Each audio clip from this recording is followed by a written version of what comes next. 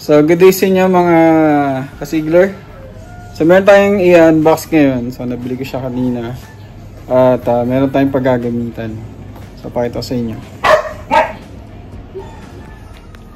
So, ito guys. Meron tayong biniling Battle.net Cargo.net na XL.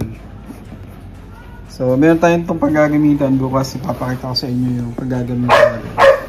Pero for now, i-unbox muna natin siya. So, ang kasama ng package na to is meron siyang waterproof cover. Ito.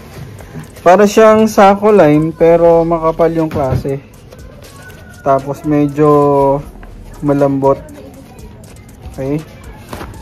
So, ito ay 9 feet. 9 feet by 9 feet yung lapad. Tapos, ito yung Cargo.net. Ayan siya. Military grade yung mga mesh. Ito yung sidewall niya. Ito. Tapos, yung mesh niya, ito. Hindi siya yung rubberized plastic. Fabric siya na makapal.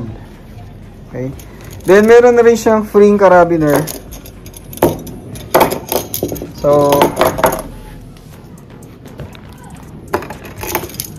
ayan. Apat na malalaking carabiner with lock. I think this is not stainless. Pero durable naman. Okay. So, matibay ito guys. Talagang tested. Okay, so ayan siya. And then, kasama nung carabiner, meron na rin tong ratchet tie down. So, 2 pirasong ratchet tie down. Yan. So, ito ay ginagamit for cross.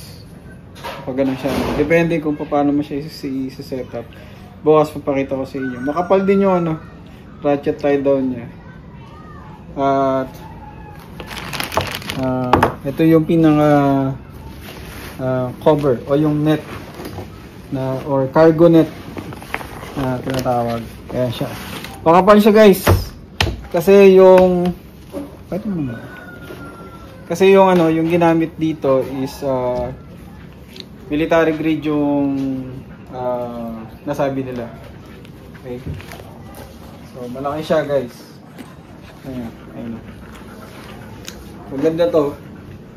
Bukas papakita sa inyo paano siya gamitin. And then, meron na rin siyang bag. Para pagkatapos mong gamitin, syempre, itatago natin. Hindi siya iwa-iwarang kung saan lang nakalagay. Okay guys. So, yun lang yung unboxing natin para sa ating Battle.net Cargo.net. Okay? Bye-bye.